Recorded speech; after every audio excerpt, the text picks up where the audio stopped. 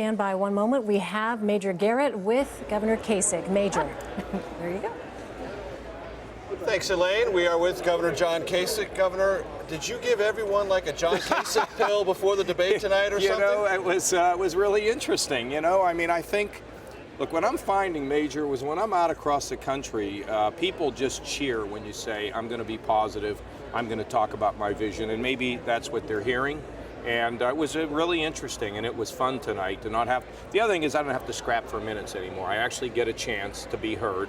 And look, the exciting thing is we're rising. I mean, everybody knows we got momentum now. Keep it going, win Ohio, and it's a whole new ballgame. You didn't have momentum in Michigan, though. Oh, yeah, we did. I went from about 8% to almost 25%, and basically we split delegates with Ted Cruz. And if you look at the late deciders, I got 43% of the late deciders. We had a lot of momentum. People thought, you know, I think when we met the last time, you were saying, well, you're at 8%, how are you going to do? We were right up there, and we split delegates for second place, and that's good. All right, so on Tuesday, it's not just Ohio. Florida votes, of course, that's Rubio's firewall, if it is one, but also Illinois, North Carolina, I've been Missouri. to Illinois. What are you going to do in those states? Well, I've been to Illinois. I went there this week. In some of these areas, we're doing pretty well. We're running second. But look, the key for me, let's face it, is Ohio. I have to win Ohio. If I win Ohio, everything changes. More press, more attention, more focus on who I am, what my experience is. So that's really the most important thing for us. But the delegate gap is still going to be very significant between you and Donald Trump. We have half the delegates yet to pick. So let's just see where this goes. I mean, the thing about politics is we don't know what will happen tomorrow. And we're going to gain delegates, and I'm going to predict to you that at the end of the day, I'll have enough delegates to be selected as the nominee of the party. At a contested convention or outright? We'll just see what happens. But the last time we talked, recall that conversation, you said, I win Ohio, we're going to go to a contested convention. Is that still your belief? Look, it's hard to see anybody actually getting there with enough. But you never know in politics. And, you know, I think to some degree I got a little bit ahead of myself talking about process to you guys. That's not what I do. I'm a candidate, I'm an executive, I'm a CEO of a big state, and I don't need to get into the process. The only thing I can tell you is you come out, you'll see the crowds, you'll see the financial support we're gaining, the endorsements. It's all really, really good. Can you this evening guarantee a victory in Ohio? Yeah, I'm guaranteeing a victory. I mean, we're going to work like crazy for the next few days. Absolutely, I have no doubt in my mind that the people, the Buckeye State, will reward a governor that turned things around. I'm not bragging about it, but I am predicting that the people will be with me there.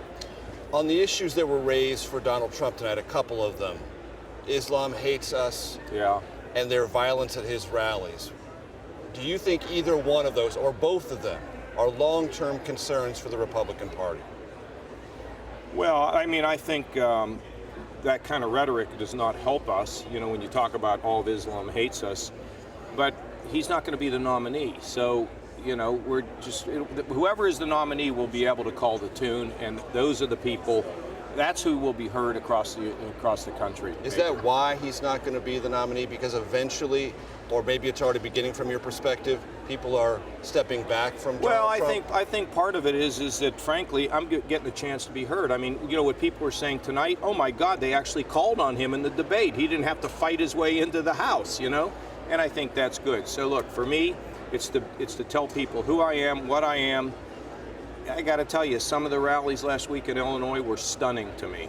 People are coming, they're aggressive, they are determined, and it's really, really cool. Tonight there was more discussion of trade, entitlements, and underlying budget matters than ever before. Is that the kind of conversation Republicans need and that's been missing in this debate? Well, I think, Major, there's only three things that matter in an election: jobs, jobs, and jobs. And those things all lead to a successful economy.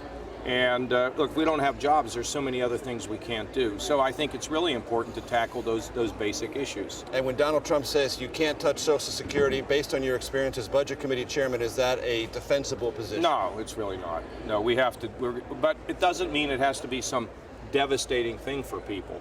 If you have been wealthy throughout your life, you're going to still get Social Security. It'll just be less, so that people who really really depend on it will get what they need.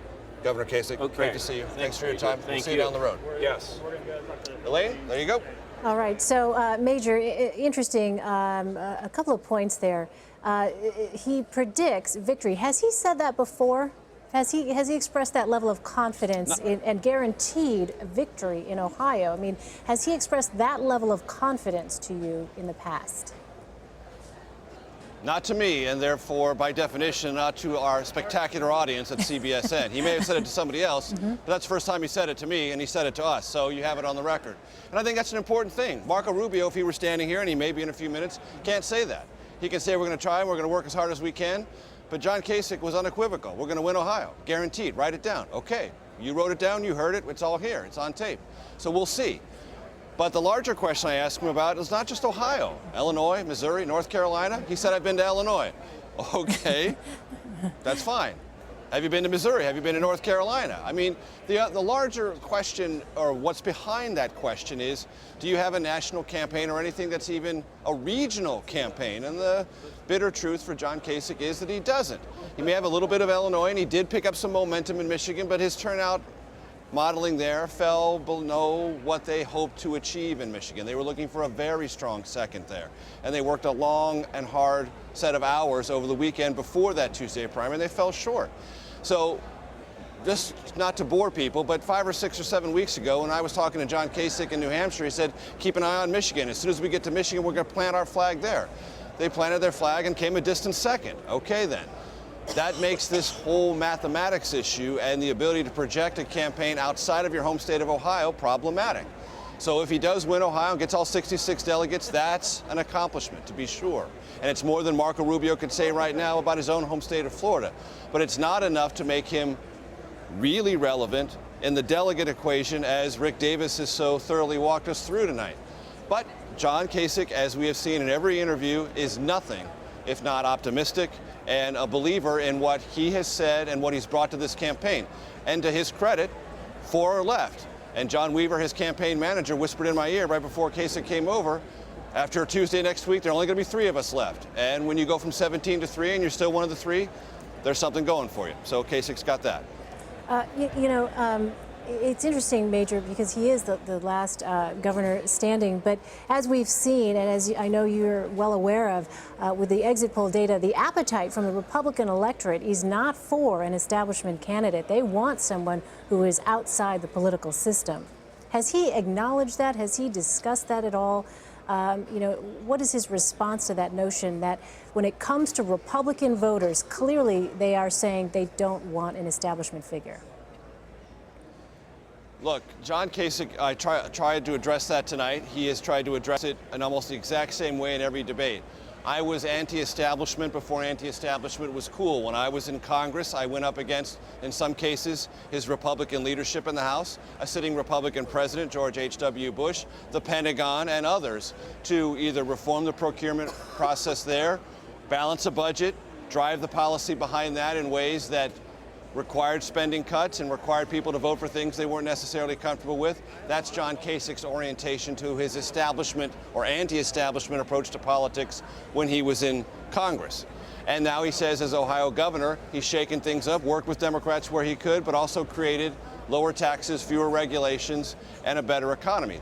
That's how Kasich wants to try to frame this issue. But he also knows, and his underlying strategy is, to be the alternative to Trump and Cruz. And if you're a Republican in the establishment, uncomfortable by Cruz and maybe mildly horrified, that's a word that Claudia Fiorina used yesterday, by Donald Trump, then Kasich is your last best alternative. And what Kasich has essentially tried to do in the last 2 or 3 weeks is survive to see what happens to Marco Rubio.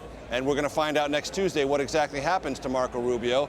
They obviously believe Rubio is not going to survive after next Tuesday, and they will, putting them in the position to be the last inheritor of whatever remains of establishment money and political backing as an alternative to Cruz and Trump. All right, Major Garrett in Miami for us tonight. Major, thank you so much.